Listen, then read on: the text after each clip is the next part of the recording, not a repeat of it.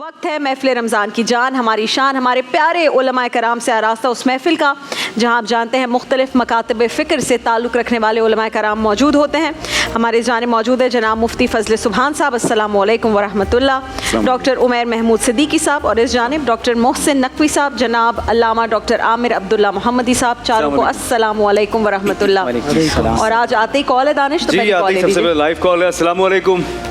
तुम जी? वालेकुम अस्सलाम जी। कौन कहाँ से बात कर रहा है? हेलो जी, आवाज़ आ रही है आपको? हेलो।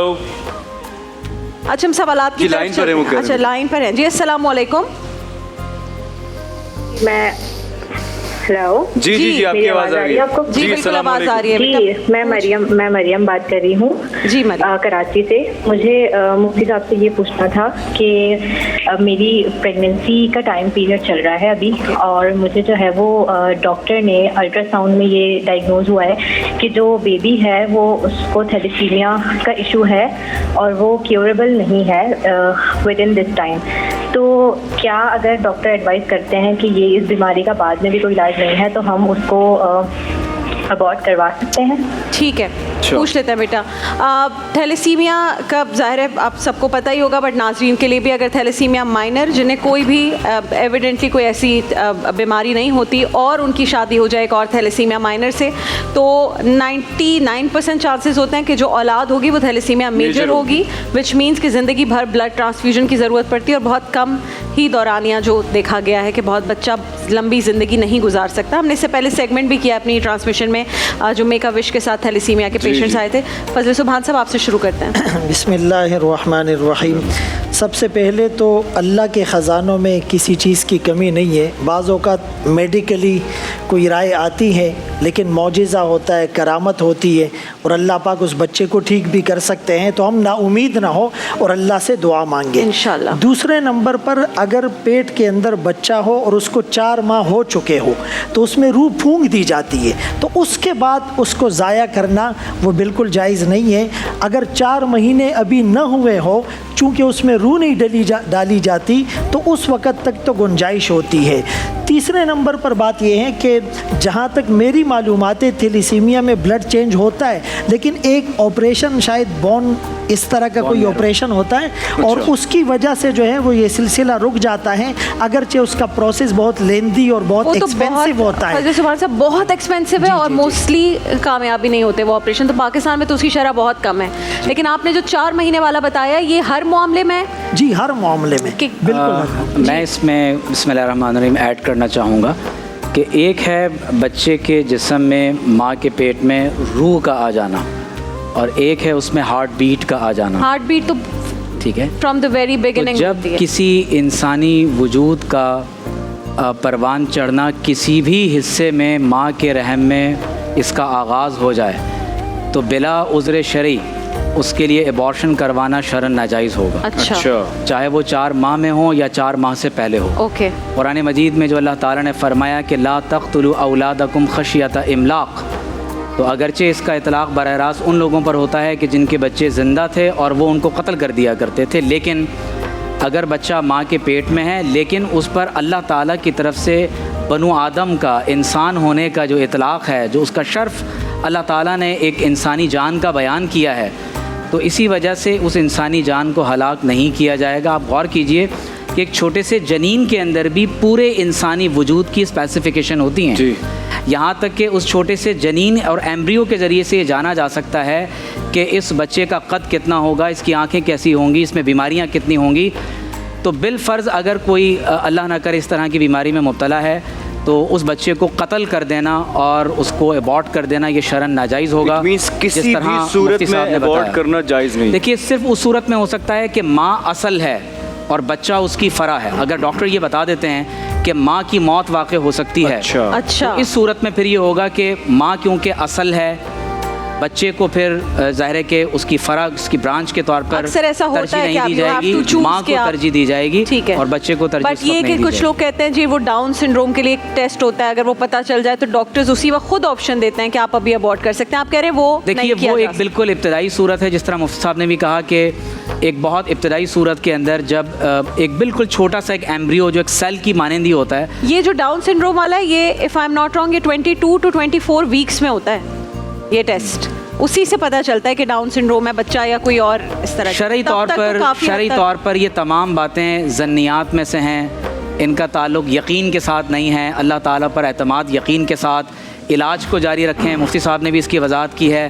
اللہ تعالیٰ کبھی کبھی اپنے کرم کو ظاہر فرماتا ہے. بعض اوقات دانش بھائی یہاں تک ہوتا ہے کہ لوگ یہ کہتے ہیں کہ بھائی میرے ہاں الٹرا ساؤنڈ میں بیٹی آ رہی ہے اور گھر والوں نے کہا ہے کہ اگر بیٹا نہ ہوا تو تمہیں طلاق دے دی جائے گی, تو کیا میں بیٹی کو ابورٹ کروا دوں, اور بعد میں پتہ چلتا ہے کہ بیٹے کی ولادت ہوئی. نہیں یہ تو بہت زیادہ. تو بعض اوقات الٹرا ساؤنڈ اور مشین کے اندر بھی کچھ غلطیاں آ جاتی ہیں, اس طرف نہیں جانا چاہیے. اسپیسیفک چیزوں کا حکم تھوڑا سا الگ ہوتا ہے. دیکھیں بعض اوقات ہم عمومی بات کرتے ہیں, جزیات میں ان کے ڈاکٹر سے رائے لی جاتی ہے اور اسپیسیفک مسئلے کو اسپیسیفک طور پر ڈسکس کیا جاتا ہے. عام طور پر نہیں ہو سکتا. ڈاکٹر عامر محمود صاحب آپ کے پاس آئیں.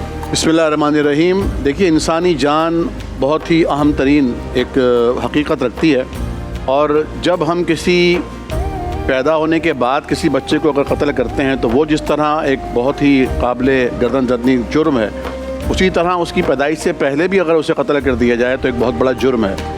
اور یہ بدقسمتی ہے ہمارے معاشرے کی کہ ہم اگرچہ سائنس میں اتنی زیادہ ترقی نہیں کر سکے, لیکن ابھی تک ناواقفیت اور جہالت ہمارے معاشرے پر چشمہ ہے. اور حالانکہ تھیلیسیمیا کے حوالے سے بہت زیادہ اویئرنیس دی گئی ہے اور بہت ساری سفارشات بھی ایسی پیش کی گئی ہیں کہ شادی سے پہلے باقاعدہ ٹیسٹ کروائے جائیں, اور اگر خدا نخواستہ ایسی کوئی کنڈیشن ہو تو پھر ان کا نکاح نہ پڑھایا جائے. لیکن یہ باتیں صرف کاغذات میں ہیں, فائلوں میں ہیں, قومی اسمبلی میں ان کی قراردادیں منظور ہوتی ہیں, عمل درآمد نہیں ہوتا. تو یہ بدقسمتی ہے بہرحال. لیکن جس کے ساتھ ایسا خدا نخواستہ واقعہ ہوتا ہے اور وہ اسے سفر کر رہے ہوتے ہیں, ان کا دکھ کرب اذیت یقینی طور پر وہی سمجھ سکتے ہیں. اللہ تعالیٰ سب کو عافیت عطا فرمائے. تو اس میں ایک تو یہی بات جو علماء کرام نے بیان فرمائی کہ اللہ رب العالمین جو ہے وہ مسبب الاسباب بھی ہے اور مدبر الامور بھی ہے. وہی بیماریاں پیدا کرتا ہے. وَإِذَا مَرِضْتُ فَهُوَ يَشْفِينِ. بیمار میں اپنی غلطیوں سے ہوتا ہوں لیکن شفا تو بہرحال وہیں سے ملتی ہے. تو اب یہ جو پیریڈ ہے, اس پیریڈ میں بجائے اس کے کہ خود اپنے آپ کو اس مقام پر رکھنا کہ ہم اپنے اور اپنی اولاد کے اچھے برے کے مالک ہیں, اللہ کی طرف رجوع کیا جائے. اور اس کنڈیشن میں قرآن کہتا ہے کہ اللہ نے جو شرط رکھی ہے نا دعاؤں کی قبولیت کی, وہ بے قرار دل ہے. امن یجیب المضطر اذا دعاہ, کون ہے جو بے قرار کی دعا کو سنتا ہے. اس کے لیے بہت نیک ہونا ضروری نہیں ہوتا, بے قراری ضروری ہوتی ہے. اس ماں کی جو اس وقت کیفیت ہوگی نا, جو بے قرار دل کے ساتھ دعا کرے گی, اللہ تعالیٰ ضرور سنے گا اور انشاءاللہ شفا میں تبدیل کرے گا انشاءاللہ. محسن نقوی صاحب, جو ضروری باتیں کہنے کی تھیں وہ ان حضرات نے کہہ دیں, لیکن ہم یہاں ایک بات یہ عرض کریں گے کہ یہ جو میڈیکل کے معاملات ہوتے ہیں ان کو زیادہ دقت سے دیکھنے کی اور سمجھنے کی ضرورت ہوتی ہے. حدیث ہے اور خود حضرت علی علیہ السلام کا بھی قول ہے کہ چوتھے مہینے جنین میں روح جو ہے وہ آ جاتی ہے. اگر روح کا مطلب یہ ہے کہ قوت متحرکہ جو ہے وہ اس میں پیدا ہو جاتی ہے, اللہ تبارک و تعالیٰ اس کو کر دیتے ہیں. تو جو میڈیکل سائنس کی روح سے جو کروموزومس ہیں, یعنی وہ اس کی کیفیت یہ ہے کہ ایک سوئی کے ناکے کے اوپر, سوئی کی نوک کے اوپر 2 سے 3 لاکھ ہو سکتے ہیں کروموزومز آتے ہیں. کروموزومز ان میں سے ہر کروموزوم جو ہے وہ لائف اوننگ ہوتا ہے, اس میں لائف جو ہے وہ ہوتی ہے, الائیو ہوتا ہے. اس میں یہ کہنا کہ عرف عام میں کہ وہ 4 مہینے پہ ہی روح آتی ہے, وہ ظاہر ہے کہ لوگوں کا تجربہ اور اس زمانے میں جو میڈیکل سائنس جس حد تک ڈیولپ تھی اس کی بات ہے. اس میں اگلا سوال جو ہمارا خیال ہے ہونا چاہیے وہ یہ کہ کیا معاشرے کو ایک ایسا فرد جو ہے وہ فراہم کرنا, ایک ایسا فرد اس میں پیدا کرنا जिसका ये पता हो कि ये जो है नाकाबिल इलाज है या वो है, तो क्या हम माशरे को एक ऐसा फ़र्द दे सकते हैं? तो इसमें तकदीर की बहस को लोग हजरात ले आते हैं, अल्लाह तबारक व तआला की कुदरत के ऊपर ये सब बात है, वो सब चीज़ें जो हैं वो बियॉन्ड ह्यूमन इंटेलेक्ट और बियॉन्ड ह्यूमन सोर्सेज हैं, वो तो बात ही नहीं हो रही। इन मामलात पे जब गुफ्तगू होती है तो वो हमारा नुक्ता नज़र ये है कि ग्राउंड रियलिटीज़ यूँ वैसे पाँचों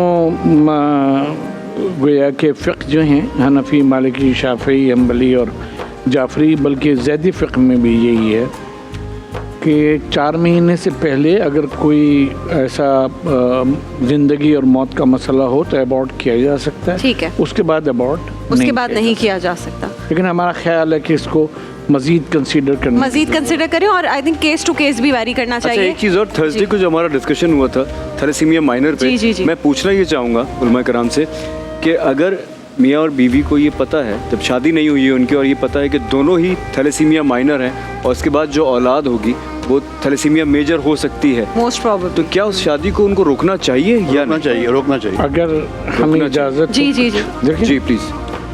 थैलेसीमिया माइनर क्या होती है? हम बायोमेडिकल एथिक्स पढ़ाते हैं डॉक्टर्स को जी, इसलिए हम थोड़ा सा जी प्लीज़।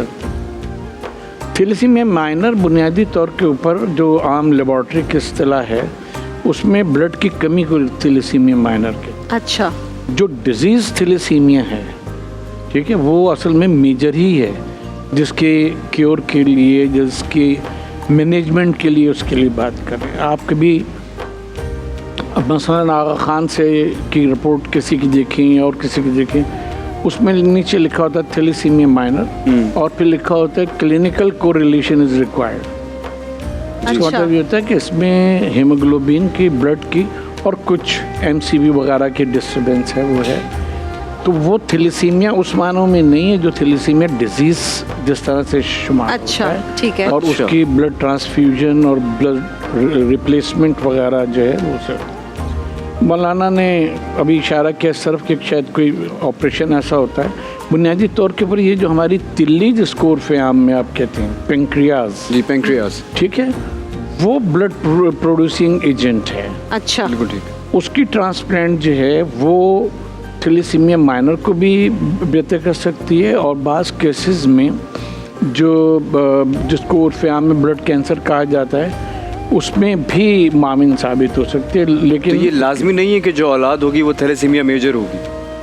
वो तो लाजमी है कि वो अगर माइनर मैं की उस और सेंस में ही पूछ रहा हूँ कि क्या फिर दोनों का टेस्ट कराना ज़रूरी है निकाह कराने से पहले? अगर पता हो और अगर छुपाएं ये पता हो बात, कि दोनों थैलेसीमिया माइनर है, करवाना चाहिए। शरई तौर पर जब एक बात का डॉक्टर्स और अतिब्बा ने ये बात रिकमेंड कर दी है कि अगर इन दोनों का आपस में बाहिमी निकाह होगा और उसके नतीजे में इस हद तक एक बच्चा पैदा होगा कि उसमें एक ख़तरनाक बीमारी या कोई मुतअद्दिद बीमारी या ऐसी बीमारी जिसमें उसका सर्वाइव करना मुश्किल हो जाएगा, तो फिर सद्दो ज़राए के तहत इस तरह के निकाह में प्रिवेंशन करनी चाहिए, रोकना चाहिए और डिस्करेज करना चाहिए। और इस तरह के अगर लोगों को पहले से ऐसी कोई बीमारी है तो ये चाहिए कि उनको इस बारे में पहले आगाही दी जाए, ताकि ऐसा ना हो कि वो किसी ऐसी जगह रिश्ता पसंद कर लें जो बाद में उनके लिए जज्बाती नौइयत की एक परेशानी का सबब बने।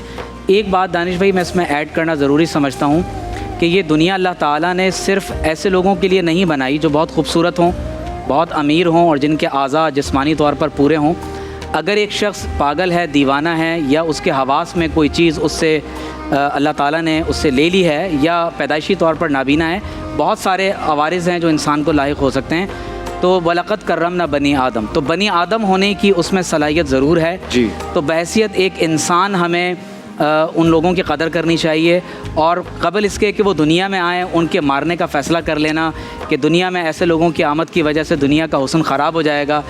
एक मैं नाम नहीं लेना चाहता, एक बादशाह के बारे में कहा जाता है, जब उससे पूछा गया कि दुनिया के अंदर माजूर लोग पैदा हो रहे हैं तो इसका इलाज क्या है, तो उसने अपने इलाके के तमाम माजूरों का कत्लेआम करवाया ताकि हमारे इलाके में सिर्फ महज वही लोग ज़िंदा रहें जो बहुत खूबसूरत और अच्छे हों। तो मैं ये समझता हूँ कि इस निकाह को डिस्करेज करना चाहिए, ठीक है, ऐसी जगहों पर निकाह नहीं होना चाहिए। लेकिन अगर निकाह हो गया फिर तो फिर उस बच्चे की पैदाइश के अमल को रोकना یہ شرعن ناجائز ہوگا. اچھا, یہ اچھی بات بتائیے. ٹھیک ہے. ایک اور کالر ہمارے ساتھ ہیں جی. السلام علیکم. ہیلو جی, السلام علیکم. جی آپ کو آواز آ رہی ہے؟ جی السلام علیکم. وعلیکم السلام. جی کون کہاں سے بات کر رہا ہے؟ جی اعجاز بات کر رہا ہوں کراچی سے. جی اعجاز صاحب فرمائیے. جی آپ کا شو انشاءاللہ بہت اچھا ہے اور آپ لوگ بڑے اچھے لگ رہے ہیں اسکرین پہ. بہت شکریہ اعجاز بھائی. سوال پوچھیے علماء کرام سے. سوال میرا یہ ہے کہ ہماری جو زندگی ہے وہ ایک نہ ایک دن ختم ہو جانی ہے. یہ تو سب کو پکا ہے کہ ایک نہ ایک دن ہم اس دنیا سے چلے جائیں گے. تو بعض دفعہ یہ ہوتا ہے کہ بہت سارے لوگ جو ہے وہ اپنے پیاروں کے علاج پہ اتنا پیسہ خرچ کر دیتے ہیں کہ اس پیارے کے اس دنیا سے جانے کے بعد وہ بیچارے قرضے بھگت رہے ہوتے ہیں. تو شریعت ہمیں کتنا علاج کرنے کی اجازت دیتی ہے کہ کتنا علاج کرایا جائے؟ مطلب اس بات کا مجھے جواب چاہیے. ٹھیک ہے. ڈاکٹر عامر عبداللہ صاحب آپ سے شروع کریں گے. وہ کہہ رہے ہیں کہ اپنے پیاروں کے علاج میں اتنی رقم خرچ کر دیتے ہیں کہ اگر وہ پیارا گزر بھی جائے تو کئی سالوں تک ان لوگوں پہ جو قرض چڑھ جاتا ہے تو کتنی ان کی ہیلپ کرنی چاہیے؟ کوئی لمٹ ہے کہ بھائی کتنا علاج پہ خرچ ہونا؟ اللہ اکبر. دیکھیے اگر خدا نہ خواستہ اللہ اکبر میں کسی کا تیماردار ہوں, اٹینڈنٹ ہوں, اور میرے یہاں کوئی بیمار ہوتا ہے اور میں یہ سوچنے لگوں کہ میں اس کا کس حد تک علاج کراؤں کہ میں کسی برڈن میں نہ آ جاؤں. میں یہ کیوں نہیں سوچتا کہ اگر اس بیمار کی جگہ میں ہوتا تو مجھے علاج کی کتنی ضرورت تھی. تو دیکھیے قرآن کریم کہتا ہے من احیاء فکأنما احیا الناس جمیعا. جس نے کسی ایک کی جان بچا لی اس نے گویا پوری انسانیت کو بچا لی. تو انسانی جان تو بہت قیمتی چیز ہے اور اس کا تو یعنی علاج سنت بھی ہے اور آخری دم تک. دیکھیں جو علاج ہوتا ہے نا موت کا وقت معین ہے جی, لیکن جو علاج ہوتا ہے, ٹریٹمنٹ ہوتی ہے یا اس کو جو مینیج کیا جاتا ہے وہ ایکچولی اس کو تکلیف کی شدت سے بچانے کا ایک طریقہ ہوتا ہے. وہ جو ورنہ انسان میں اور جانور میں کیا فرق ہوگا کہ جانور روڈ پر پڑا ہوا تڑپ رہا ہے اور ایک مریض جو ہے وہ گھر میں پڑا ہوا تڑپ رہا ہے کہ اس کا علاج نہیں کرا سکتے. تو اگر اس کا علاج نہیں ہوتا ہے تو نہ صرف گھر والے, خاندان والے, برادری والے, پورا محلہ, پورا شہر, پوری ریاست, پوری امت مسلمہ مجرم ہوتی ہے. بالکل بالکل. علاج تو بہت امپورٹنٹ چیز ہے. اور یعنی میں بڑا حیران ہوتا ہوں ہمارے ہاں آج سوالات کس قسم کے کیے جاتے ہیں. آج میرے پاس ایک سوال آیا اور انہوں نے کہا کہ کیا میں اپنی والدہ کو زکوٰۃ دے سکتا ہوں؟ اللہ اکبر. یعنی ٹو مچ. یہ کیسا سوال ہے؟ یہ کیسا عجیب سوال ہے کہ آپ کی والدہ اور آپ کے والد, تو ایک حدیث شریف میں آتا ہے ایک صاحب آئے حضور کی خدمت میں اور انہوں نے آ کر یہ شکوہ کیا کہ یا رسول اللہ میں اپنے والد کو پاکٹ منی بھی دیتا ہوں پھر بھی وہ میرے مال سے مال لے لیتے ہیں. حضور نے فرمایا انتا و مالک لابیک, تم مال کی بات کرتے ہو, اللہ کا نبی کہتا ہے تم بھی اپنے باپ کے ہو. تو سب سے بہترین صدقہ, سب سے بہترین عطیہ, سب سے بہترین ریوارڈ جو کوئی اولاد کسی کو دے سکتی ہے اپنے والدین کو دے گی. بیوی بچے بھی ہیں لیکن والدین کا جو حق ہے وہ تو کبھی ادا ہی نہیں ہو سکتا ہے. آپ سے جو سوال کیا گیا اس کا دوسرا رخ یہ بھی ہے کہ وہ اپنے زکوٰۃ کے پیسے کہیں اور جانے دینا نہیں چاہتے. یہ بھی دیکھیں کیسی عجیب بات ہے. وہ بھی چاہتے ہیں کہ وہ گھوم پھر کے انہی کے پاس رہیں کیونکہ ماں کو دے دیں گے تو رہے گا تو اسی گھر میں اور ماں نے اسی کو شاید دے دینا ہے. اور یہ بات بھی لوگوں کو پتا ہونا چاہیے کہ رمضان المبارک جو ہے وہ زکوٰۃ کا مہینہ نہیں ہے. ہاں یہ رمضان روزوں کا مہینہ ہے, قرآن کا مہینہ ہے. زکوٰۃ اس لیے دی جاتی ہے بالعموم کہ اس میں ثواب زیادہ ملے گا. ورنہ زکوٰۃ کے لیے جو نصاب ہے اور جو وقت ہے وہ تو پورے سال کا گزر جانا ہے. جب بھی آئے گا آپ زکوٰۃ دیں گے. رمضان میں تو آپ نے ایکسٹرا سخاوت کرنی ہے, فیاضی کرنی ہے, جود و سخا کرنی ہے. حضور کریم صلی اللہ علیہ وسلم نے تو کبھی زکوٰۃ دی نہیں ہے. آپ تو کبھی صاحب نصاب ہوئے ہی نہیں کہ آپ نے اپنا پاس مال روک کے رکھا ہو, اس پہ سال گزر گیا اور پھر آپ کو زکوٰۃ دینی پڑی ہو. جو رمضان میں آپ جود و سخا کرتے تھے وہ عام صدقات کرتے تھے, عام خیرات کرتے تھے اور کوئی چیز بھی گھر میں باقی نہیں رہنے دیتے تھے. ہمارا یہ حال ہے کہ ہم ہر معاملے میں یہ سوال کرتے ہیں کہ اس پہ زکوٰۃ لگ جائے گی, یہاں زکوٰۃ دی جا سکتی ہے. تو بھائی نہیں, اسی طرح یہ جو علاج کرانا ہے یہ بہت ضروری ہے اور اس پر محمول نہ کریں کہ اگر ہم مقروض ہو گئے, اگر آپ مقروض ہو گئے تو ادا ہو جائے گا قرضہ انشاءاللہ. انفارچونیٹلی ایسے سوال نہیں آتے کہ ہم نے اتنی بڑی بڑی شادیاں کر دی ہیں اس لیے کہ جی ہماری گڈی اونچی ہو جائے پورے محلے میں تو ہم نے قرض لیا ہے. وہ سادگی سے نہیں ہوگی لیکن علاج پہ پیسے بچانا ہے. اس پہ تھوڑا سا میں ایڈ کروں گا. میرا اپنا ایک بھائی تھا جو ڈائلیسس پیشنٹ تھا. اچھا. اور پھر 2007-8 میں اس کا انتقال بھی ہو گیا. اب ظاہر یہ ایک بڑا مشکل پروسیس ہوتا ہے اور گھر والے بھی سب ظاہر خدمت میں, تیمارداری میں لگے ہوتے ہیں. تو میرے ایک دوست نے اچھے جذبے کے ساتھ مجھے یہ کہا کہ بھائی آپ لوگ تو اتنی مشکل میں ہو کہ اللہ اس کو اٹھا لے تو اچھا ہے. لیکن مجھے وہ بات اتنی سخت اور ناگوار گزری. یعنی میرا بھائی تھا, میرا اس کے ساتھ رشتہ تھا, میری اٹیچمنٹ تھی, میری وابستگی تھی. تو میرے خیال میں اپنے ماں باپ کے لیے, اولاد کے لیے, بیوی بچوں کے لیے, دوست احباب کے لیے, بلکہ مسلمان تو المسلم کا جسد واحد, فرمایا ساری دنیا کے مسلمان ایک جسم کی مانند ہے.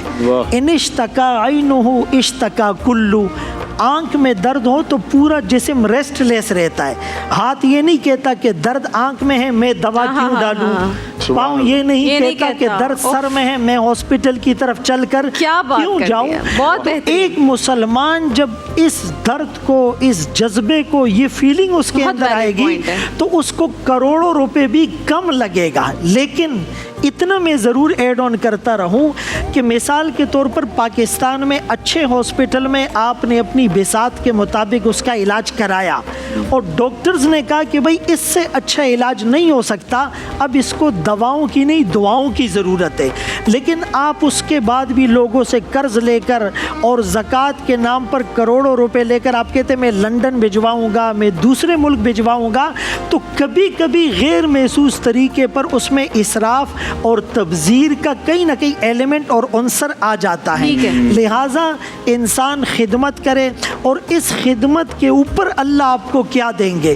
ایک شخص رسول اللہ صلی اللہ علیہ وسلم کی خدمت میں حاضر ہو کر کہنے لگا کہ میں سارا دن مزدوری کرتا ہوں اور میرا یہ بھائی تو کوئی کام کاج نہیں کرتا, یہ تو نمازیں پڑھتا رہتا ہے اور مسجد میں بیٹھا رہتا ہے. تو رسول اللہ صلی اللہ علیہ وسلم نے اس کے پیراڈائم کو یوں شفٹ کیا, فَلَعَلَّكُمْ تُرْزَقُونَ بِضُعَفَائِكُمْ, کہ تمہیں جو رزق مل رہا ہے ان کمزوروں کی وجہ سے مل رہا ہے, یہ جو تم خدمت کرتے ہو. اور ایک آخری حدیث بہت ریلیونٹ ہے.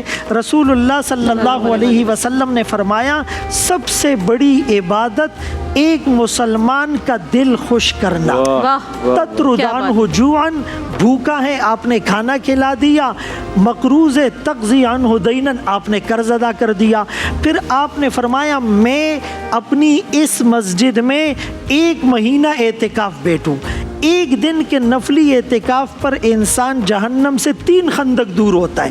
ایک خندق کا فاصلہ دانش بھائی زمین سے لے کر آسمان تک ہے, یا 1 مہینے کا اعتکاف, اور اس مسجد میں جس میں ایک نماز پر ایک روایت میں 1000 اور دوسری روایت میں 50,000 نمازوں کا ثواب ملتا ہے.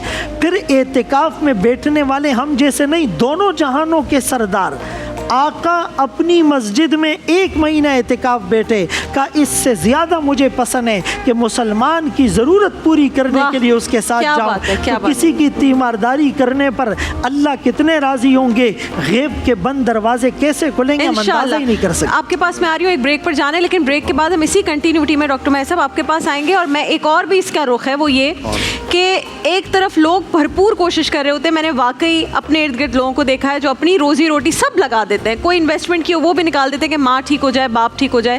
لیکن یہ جو ہاسپٹلس کی لوٹ مار ہے, جو مہینوں وینٹیلیٹرز پر ڈال دیتے ہیں, بیڈ سورس پڑ جاتے ہیں لوگوں کے. میں نے دیکھا ہے ایسے خدمت کرتے ہو میرے اپنے خاندان کے لوگ جو وینٹیلیٹر سے اور ہاسپٹل کی چیزوں سے تنگ آ کر رہا ہے. یہ ہاسپٹلس کا بھی تو بڑا مسئلہ ہے نا, وہ نان سٹاپ آپ کو وینٹیلیٹر پر رکھتے ہیں. بچے اس وقت یہ سوچ رہے ہوتے ہیں کہ ہم ڈاکٹر کو منع کیسے کریں, اس کو بہتر پتا ہوگا. تو پھر بہت سارے ہاسپٹلز ہیں جو یہ حرکت کر رہے ہیں, پورے بائی پاس جس کی ضرورت نہیں ہوتی کر دیتے ہیں, اور اینڈ میں آپ کا بل لاکھوں روپے کا بن جاتا ہے. دیکھیے ایک حدیث میں آپ صلی اللہ علیہ وسلم نے ارشاد فرمایا کہ لا یؤمن احدکم حتی یحب لاخیہ ما یحب لنفسہ.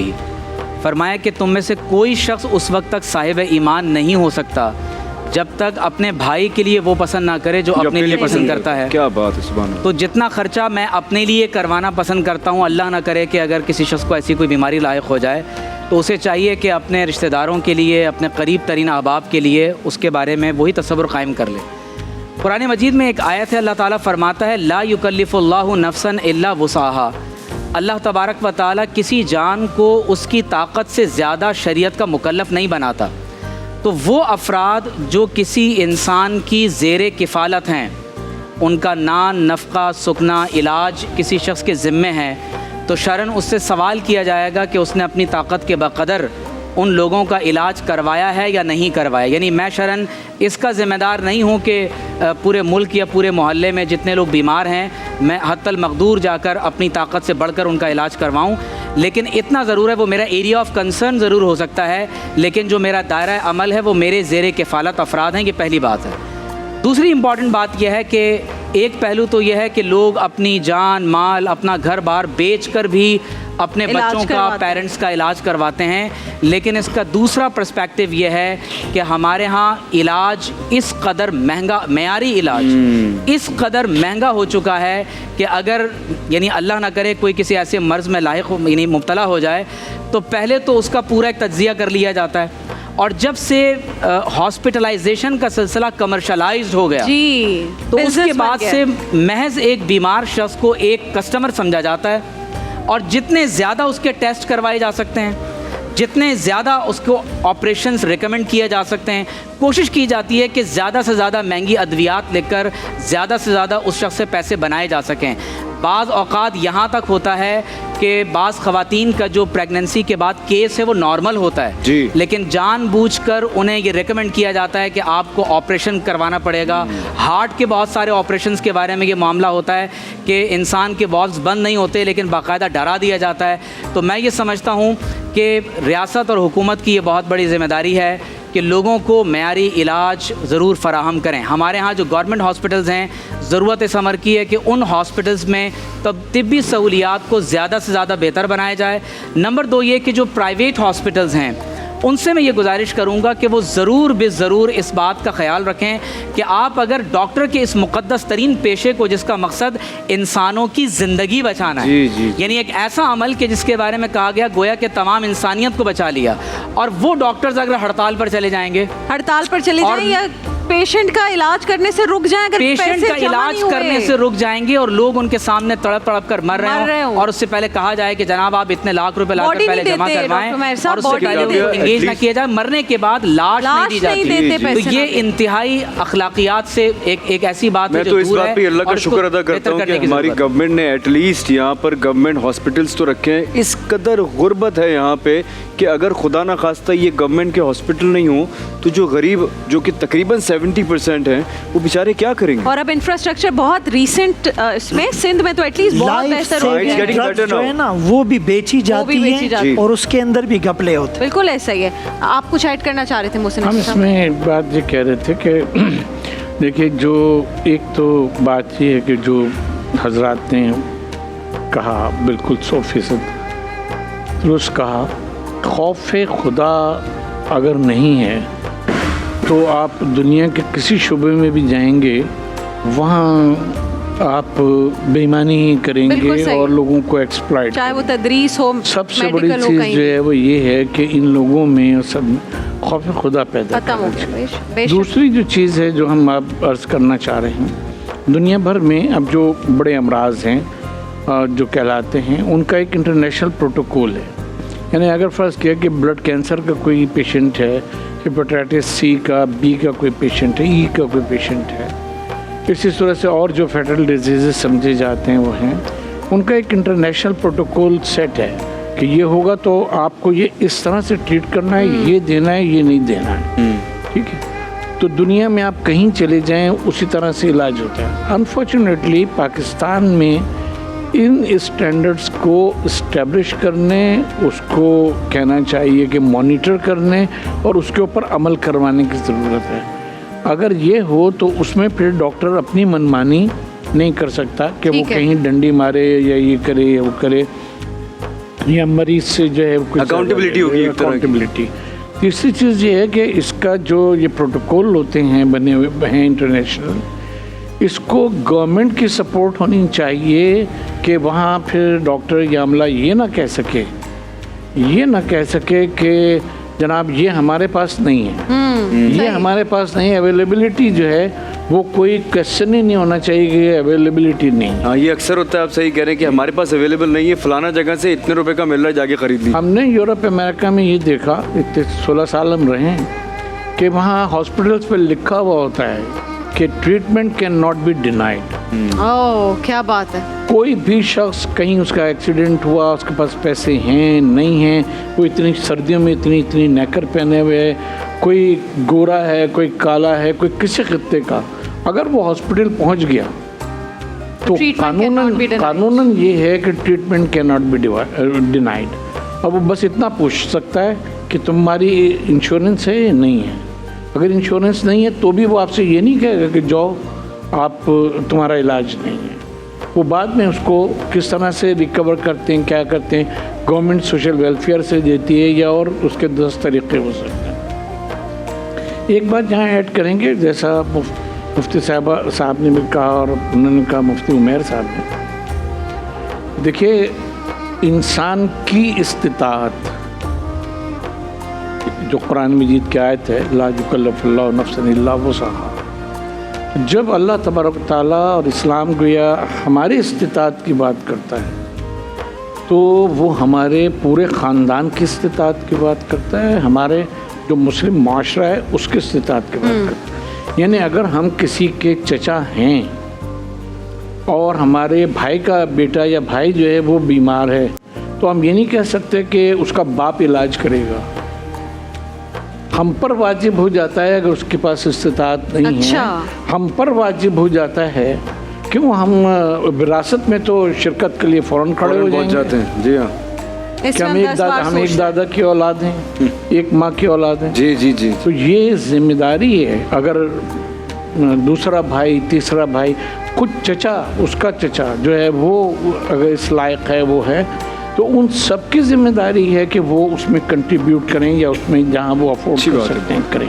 ठीक है। ये जो नफ़क़े का तस्वुर रखा है, नफ़क़ा ये नहीं है कि अपनी औलाद को दे दिया, बीवी बच्चों को दे दिया, बल्कि नफ़क़ा हर उसका वाजिब है कि जिससे आपका, यानी जब आप अफोर्ड कर सकते हैं, क़त्ल रहमी वरना आपका। जी जी। आपने एक बहुत अच्छा इशारा किया इंश्योरेंस वाले मामले की तरफ। इस पर भी मेरा एक सवाल आ गया आमिर अब्दुल्ला साहब, आपसे पूछूंगी। ये जो हॉस्पिटल्स में आप जाएं, जैसे ही उन्हें पता चलता है कि इन साहब की इंश्योरेंस है तो वो और लंबा बिल आपको दे देते हैं। आपको बुरा इसलिए नहीं लगता कि जी इंश्योरेंस वालों ने देना है, तो ये उनके लिए गुनाह होगा हॉस्पिटल के लिए? देखिए सिचुएशन ये है कि अगर हम बीमार होते हैं तो हमारा अक्सर लोगों का ये ख्याल होता है कि हम क्लिनिक चले जाएं ताकि वहाँ पर एडमिट करने का ऑप्शन ना हो उनके पास। और अगर हॉस्पिटल जाएंगे, खासतौर पर प्राइवेट हॉस्पिटल, वो फ़ौरन जो है वो 3-4 टेस्ट लिखेंगे और फिर आपको कहेंगे आप फ़ौरन एडमिट हो जाइए। और अक्सर ऐसा हुआ है कि बाज़ जो हॉस्पिटल्स हैं, प्राइवेट छोटे हॉस्पिटल भी हैं, उन्होंने बाकायदा तौर पर लोगों, अपने डॉक्टर्स को ये बताया हुआ है कि आपने इतने एक्सरेस करवाने हैं क्योंकि इतनी बड़ी बड़ी मशीनरी हमने मंगवाई हुई है, इसलिए आपने टेस्ट करवाने हैं और ICU में आपने एडमिट करवाना है। और फिर जो मेडिकल फ्री होता है, जिन कंपनीज़ के थ्रू मेडिकल पैनल पर होते हैं, उनका भी अगर पता चल जाए कि ये फलां कंपनी का मेडिकल फ्री है तो और ज़्यादा लाजमी, और दोनों मुतमईन होते हैं कि भाई तो ये देखें ये कौम का पैसा है, कौम का सरमाया है, जो वसाइल हैं इस पर, यानी जिसके पास ये वसाइल है वो इन वसाइल का मालिक नहीं है, उसे आर्थिक तौर पर मिले हैं, ये पूरी कौम का सरमाया होता है और इसको ख़र्च करते हुए बहुत एहतियात करनी चाहिए। आजकल तो जिस तरह अभी कहा ना कि कमर्शलाइज हो चुका है मामला, और डॉक्टर साहब ने फरमाया कि खुदा खौफी असल में हर बुराई को ख़त्म करने की बुनियाद है। रासुल हिकमती मखाफतल्लाह, अल्लाह का डर सबसे बड़ी दानाई और अक्लमंदी है। तो अगर अल्लाह का डर नहीं होगा तो फिर हम कमीशन भी लेंगे, हम फिर मुख्तलिफ हवालों से अपने खांचे बनाएंगे। और मुझे तो बड़ी हैरत होती है कि डॉक्टर साहब हज पर गए हुए हैं, डॉक्टर साहब उम्रे पर गए हुए हैं, और भेजा किसने है, वो फलां फार्मास्यूटिकल कंपनी ने भेजा है। और क्यों भेजा है? क्योंकि जो आता है वो उसकी कंपनी प्रिस्क्राइब कर देते हैं, हालांकि उसे ज़रूरत भी नहीं होती। तो बाहर की दुनिया में एंटीबायोटिक देना जुर्म है।